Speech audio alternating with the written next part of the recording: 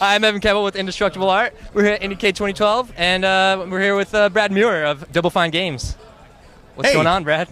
Nothing. I'm sweating is what's happening. It's cool. like super hot, and we were just in this tent, and I was like talking about stuff in front of people in there, and I was really nervous, and I started sweating a lot. So yeah, we just watched I'm super sweaty. The FTL panel was pretty sweet.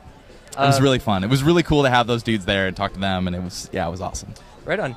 Well, hey, thanks for coming to my panel. I'm interviewing you now. Okay. Hey, so who are you guys? You're gonna flip the script? I'm gonna flip it on you. We are Indestructible Art. And Indestructible Art. Yeah. That sounds like you need a really badass logo. We're working on that. Like a tiger wearing like encased in steel plating. Okay. With like I like where this is going. It would have to have like a polar bear riding around on it or some shit. And also it's a really wings. big tiger, I guess. Also wings. And wings, yeah. yeah. I mean, and it would just be, Indestructible Art. And it looks like it's airbrushed on a van. Or maybe it is airbrushed on your van. Wow. I would watch that. Logo solved. Yeah. Logo problem solved. Do that. Somebody draw that right now. That's happening. Well, thanks for coming to my panel. Yeah, of course. Did you enjoy it? Did you enjoy my panel? No, yeah, I'm I thought it was you. really good. Okay. Yeah, we were talking about FTL. You should go buy FTL because it's awesome. Everybody should buy FTL. I like that game. And you broke it down pretty nicely, I think. I tried. It's a complicated game. It seems simple on the front. I had like 25 minutes to like bust that thing in half, and it was like, I don't know. There's a lot going on in that game. It's crazy because like it looks really simple. Right. Like I think people see it and like the look, like it has like kind of like a lo-fi 8-bit type look to it, and it looks really simple, but like holy shit, there's a ton of shit going on in that game. Yeah, you just start digging in, and it's like it's just like there's tons of layers to it, and I don't know, I love it. There's tons of interlocking systems and just like all sorts of like crazy shit in that game. How much sleep have you lost over God, FTL? A lot. I've been pretty good about it lately, though. I've been pretty good about like not staying up late. What I've been doing is getting up earlier in the morning and then being late for work. That's what I do.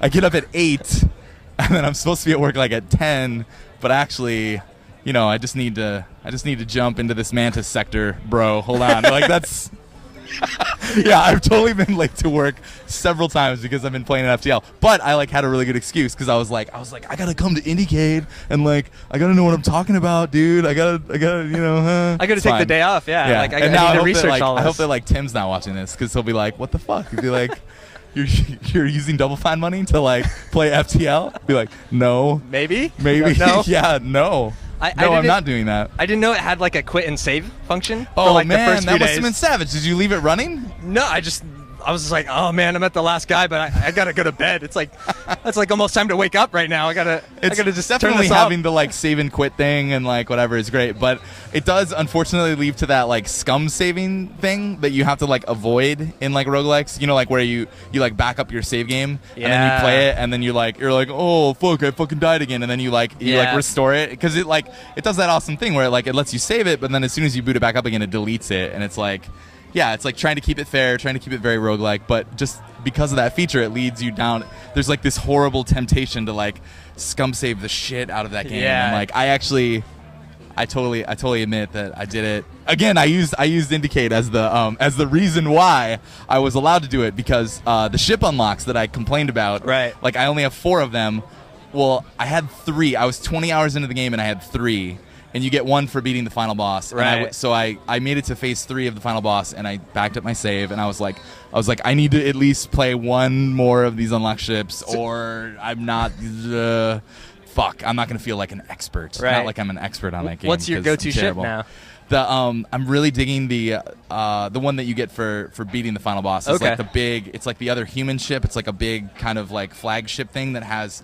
It's pretty cool. It has like a dedicated like artillery system, so it takes a really long time to charge up. What? Does it have bots as well? That one doesn't have bots out of the gate. It doesn't have bots, but it has this like so it's a dedicated system inside of your ship that like takes like 30 or 40 seconds to charge up, and then it just sweeps the enemy ship automatically with this huge beam weapon, and it creates a lot of like really interesting gameplay with like boarding.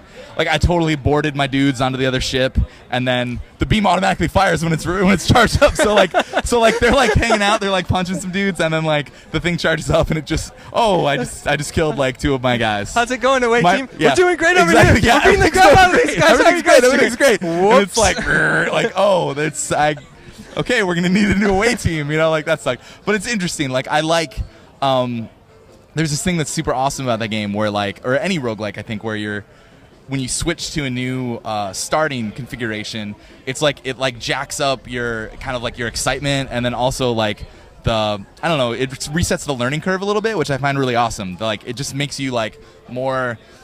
The game is like more wondrous again all of a sudden. It puts a little bit of the shine back on it, and I don't know, I really like that part of it. Like I wish that those unlocks were like more steady or easier to get, so that it could like when you're feeling really frustrated with the game and you die, like, well shit, at least you can try this, brand new kind of thing, and it sort of like gets you back into it, Do you have a go-to strategy now, or? No, you just like try not to fucking die. I mean, unfortunately, I feel like it was hilarious because I just talked to them and I was like, yeah, well, it seems like you got to build your ship a specific way for the end boss, and they were like, no, they were like, no, you don't, you're wrong, and I was like, what? Because I feel like the people in the office at Double Fine that have beaten it, they've like, it's like it feels like the stealth system. You really need it. You need to have like an upgraded stealth system. You need to have like a good teleporter and some good melee dudes, because otherwise you're just not gonna fucking have a chance against that final boss. And so I've immediately, it's unfortunate because I think it tends to like, it kind of breaks the fun of the game in a little bit of the ways. I wish I had been able to dig into it more with them, because I feel like from the very beginning now, I'm upgrading my ship in a way that will make it capable to actually beat the final boss. Whereas they have like all these like diverse niche strategies. Like I haven't unlocked it, but apparently one of the Mantis ships, it doesn't have weapons. It just has like a 4-man teleporter. There's and they're like a here you passive go. achievement, for like getting through to like sector 5 or something. That's super awesome. Like I think that's really awesome, but I don't know. I mean, they made the game. They know, right? But like I don't think that you can just not put weapons on it, get all the way to the final boss, and be like, "Yep, here we go. I'm gonna win." Yeah, I'm like, sure that's not a way to win. It just doesn't seem possible to me. But like, they kind of implied that maybe it was, and so I don't know. Now you have to try it. Now I feel like I have to dig back into it and talk to them and like see if there's something I'm doing wrong. Like maybe I don't know what it is, but. Would you feel comfortable talking about some Double Fine stuff? Fuck yes. Hell yeah. I don't know if I can talk about it. I don't know. Yeah. We'll just throw some questions at you. Ask your questions, and I'll see. So. You guys are working on a couple different games at Double Fine right now. Can you talk about? Yeah. Well, we got. I mean, ever since like Brutal Legend 2 sort of like did not happen, we've been like just lots of like new people have been like running projects, and it's been like very kind of like fractured. Right. Fractured in the most possible way, in the best possible way. Like not like your ankle or something. Like it's just split up into like these other teams. So right now we've got Ron Gilbert is running the Cave. Right. Which is our project with Sega, and that's like.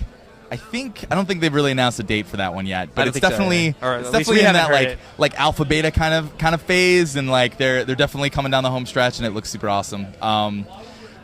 Probably next year. I mean, I can probably say that. It's like October.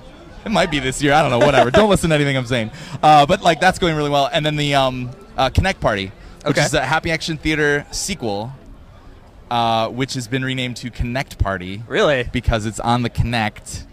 And it's a party game, so it's now called Kinect Party. That's a bummer, man. I think the original title is so much better. I love that Double Fine was in the fucking name of that thing. It was like the best.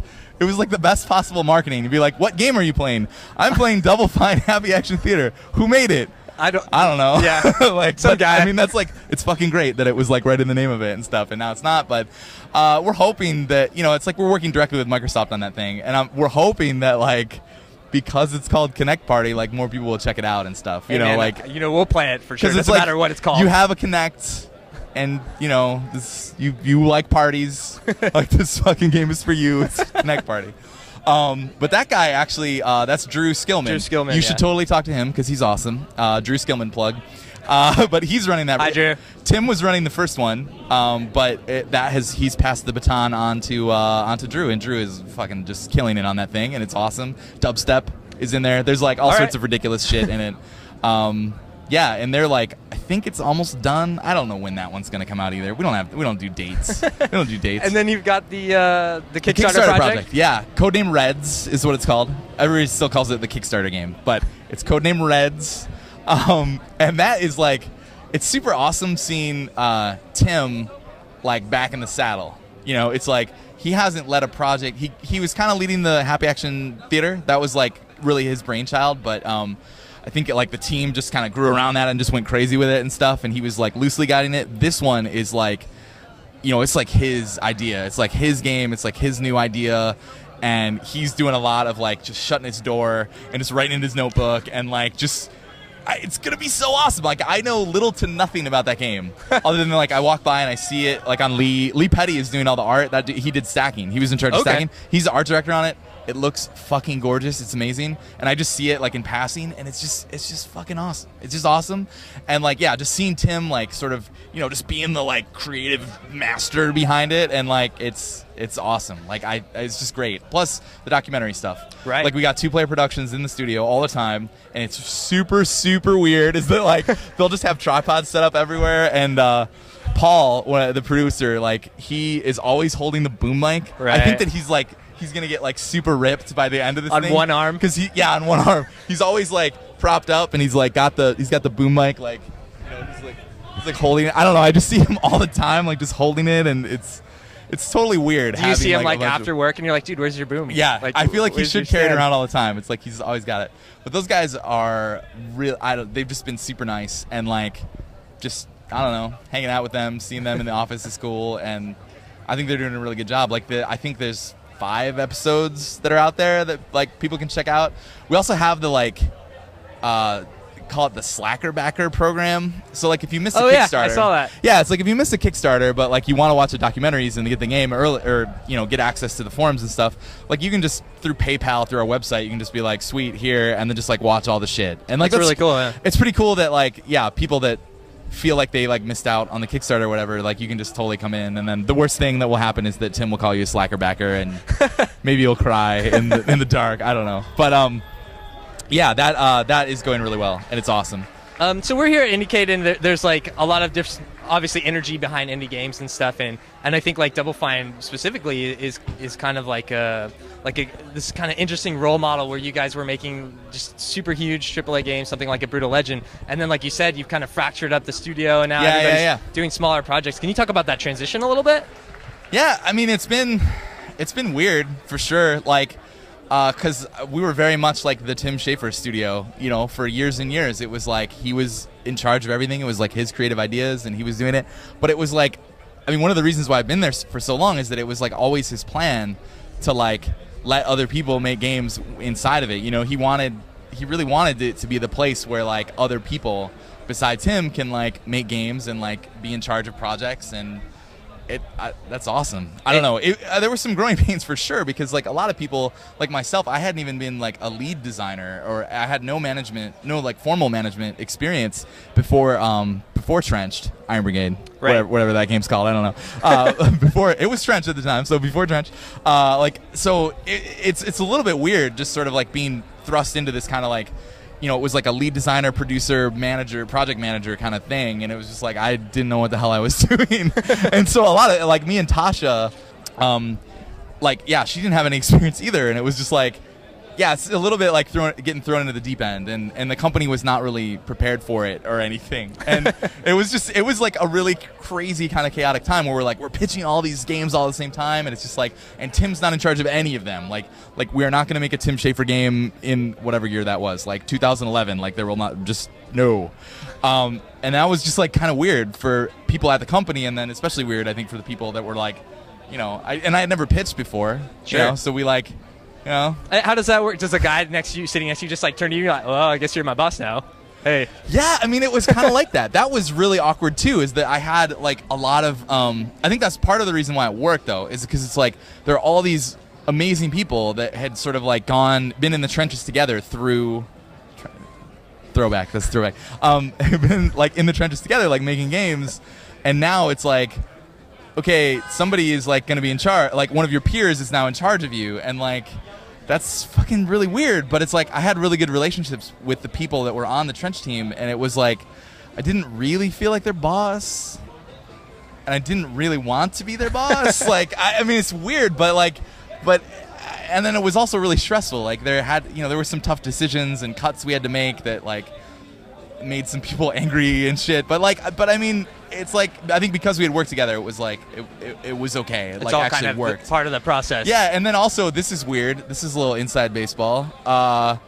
new people that we've hired since I like got put into the project lead position, it's like a lot easier for me to like I don't have to do anything, and they're just like they just treat me like I'm their boss, and it's like I don't really like feel like it, but it's like it's been a lot easier to like to work with new people that we hire and be like, hey, like I think it should be like this, and they're like, cool, you know. Whereas before, it's like the people that were like my peers before, it's like I think it should be like this, and they're like, oh really? Like I think maybe it should be like this, and then it's like fuck. It's like, you know, sometimes it's just really difficult because everything is like a conversation. But also like I don't know, that makes it better. Now I'm just rambling. No, gotta, like, I mean cut it that's off. It's weird. Yeah, it's weird stuff to talk about because it's like.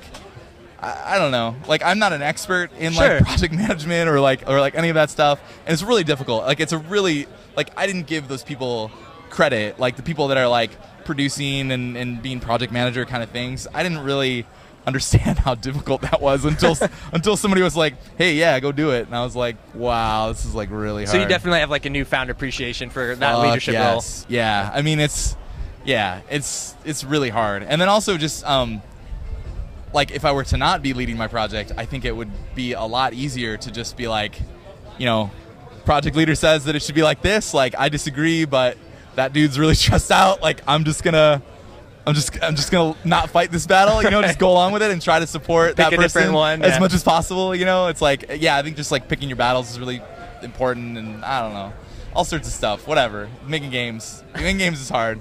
Games are hard. That's the problem.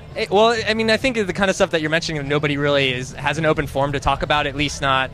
Yeah, it's weird, and like I'm not. I hope it doesn't come across as like talking shit about people that I work with. Like, I don't think so at all. I really like our people are awesome. Like the personnel that we have at Double Fine, it's like lots of like really experienced professionals and stuff. And I don't know, it's just awesome. Like Trench, like I was kind of in charge of that game, but like so many ideas came from the people that were working on it, and we just integrated those right in the game. Like so many decisions, like I was just sort of like, yeah, like what do you guys want to do? And they're like this, and I'm like, that sounds great, like let's do that. And it's, you know, it's really like I think that's why you see less of the like real, I don't know, like the face man or the front person for a particular game in the games industry. Is like a game like Halo, like I mean, it's like Bungie made Halo, right? Like it's Bungie. It's like this whole group of people that make it, and I think that's closer to reality. Like when they take Cliffy B and they prop him up, and they're like, "Oh, he's the Gears of War guy." Well, it's like, yeah, he is, but dude, there's so many people that like put so much time into that. It's just like you can't like go and interview like every single person on the team and like get their individual contributions and stuff. So it's like it makes sense that you kind of have to like pick one person and have them like be sort of the person to talk about that particular game. But it's like it's such a group effort. It's ridiculous. Like I don't know. It's super interesting that you bring up Cliff Bleszinski. Where he just left, right? Where he just is leaving Epic Games, and it's hard to say what he was actually doing there. Like he's probably on probably like a more project managerial level where he's kind of like coordinating things, not as much like he's not. Do you think he's like in the trenches coding stuff, or actually like doing design? I think that from like the people that I've talked to, like he was really hands on, like through Gears of Wars, whatever, it doesn't work. Through the development of Gears of War, he was like really hands-on and like tuning numbers, and like the thing that I've heard many people say about that dude is that he is super great at just like the intangible feel of something. That like he would just grab a controller, play something for even like 3 minutes and be like, okay, like tune this down 20%, tune this up 50%, double this and have this, and then like walk, and then it's like that's it, and he just nails it every time, you know, because he's got that sort of like gut, the gut feel of just like being a designer. You mean that's not how it works for Trench? No, not really. Like, got a lot of spreadsheets, and no, I mean, I think that I try to do a similar thing where there are like a lot of spreadsheets for Trench and shit, but a lot of it was just feel. Like the spreadsheet would say X, and I would like go play it, and I'd be like, this is terrible. Be like, grenades are awful. Like we gotta double their damage, or else it doesn't make sense. So like, I think that spreadsheets are good to a point, but it's really more about that like the actual feel of it. But I don't claim to be like a fucking stone cold master when it comes to like just, you know, playing it. And a lot of it is subjective too. I mean, it's just like you just like play the game, and does that feel weak or strong? Does that feel good or bad? Like, it's and up who to you gets to to make decide. that call at the end of the day, right? Yeah, and it's just like, and I mean, a lot of times, like, there would be, I'd put my foot down and like make a change, but then enough people on the team complain about it, and then if I'm still like really into it, I'll leave it. And then focus testing, we have a bunch of random, people play it. They call it like Kleenex testing. Oh. That's like super good. Like, that process is awesome. Kleenex test is super disgusting named test because it's like a Kleenex. It's named after like taking a Kleenex, blowing your nose, and then I guess looking at it. I don't know. But then it's like ruined, right? It's ruined forever, and you have to throw it away. At least I think that's how Kleenexes work. So playtesters are the same way. Like, once they've played your game, they already have all this like preconceived notions, and they know about it and whatever. And you can't really have them. You can't get the same like quality feedback, like the same first impression style feedback out of somebody after they've done that. So it's like, you really need to be like harvesting new, you need more Kleenexes. You gotta go buy more Kleenexes. We were talking with a puzzle game designer yesterday, and he was saying like the problem with designing a puzzle game is that you inherently get better at the mechanic. Yes, that's one of the most dangerous things I think of for game designers is like you become your own like expert level player, or at least, I mean, okay, there will always be somebody out there that's better at you like within 3 days of releasing your game, but you become really good at it like in the upper echelons, and you really have to, like, I think focus testing is a great tool to like pull you back down to earth. It's like you sort of like get way up there in the super skill level stuff, and then you watch somebody play it, like in one of these Kleenex tests, somebody's never played it, and they just get fucking crushed. Like, oh my god, like the first ones for Trench were so bad. Like, watching kids play them for the first time, it's this heartbreaking experience. Because you're just watching them fucking die, just fail and die, and just they're not having fun. They hate life, and it's like it's like pre-alpha code they're playing. It's terrible. Everything's terrible. And you made it. And you made it. And it's like, you are the reason why that person is like hating their fucking life right now. It's because but hey, at least they're like gonna get a copy of Fable or whatever at the end. It's weird the way they run those. But Microsoft had this insanely awesome focus testing like chamber. It was like a dude on a couch, and then they had a camera. They had a live video feed direct of the game, and then it was like this picture-in-picture thing where they had a picture of just like the dude, like you could see him just sitting there like holding the controller, and then they had a camera pointing down onto his controller so you could watch what he's doing with his hands, and then they had a close-up of his face. So it was like four things? It was 4 things in this like crazy split-screen live video feed that we could watch from Double Fine HQ. So we have no interaction with this guy, right? Like, we're just watching this live feed, and we're just watching them hate their lives because like the game is so bad when they're doing it. And it's just, you just learn a lot though. And it's like, I think that's another part that's really important, is like not interacting with that person. Like when they're playing the game, like your first sort of like the pull is so strong to be like, oh well, that's not there. Like, you got to do this. Like that. Oh, that thing looks broken. That UI is busted. Like, it's actually this. And you want to dump all this information into their brain, but like, if you do, you're ruining the test. Like, that's not how it works. For sure, like, yeah. You can't ship a copy of yourself with every copy of your game. That would be super gross and creepy. But kind of awesome. I guess it would be kind of awesome. Like, if you could just actually sit there with every single person who plays your game and like go over there, tell them all this stuff. Yeah. Oh, you're gonna love this part. You're gonna love this part. Yeah. No, don't do that. Yeah, don't go over there. Go left. That would be pretty sweet. But like, I mean, you can't. So it's really important that like all those tests, you just watch them, and you don't interact with that person, because you can totally ruin the tests and get like bad data, and it's the worst. And I don't know. All right, here's my last question that you probably can't answer. Myself and Omar, the man behind the camera, are huge fans of Trench. Is there anything you could tell us for the future of that franchise? Anything, a subtle glimpse of a hope that there might be maybe like some DLC?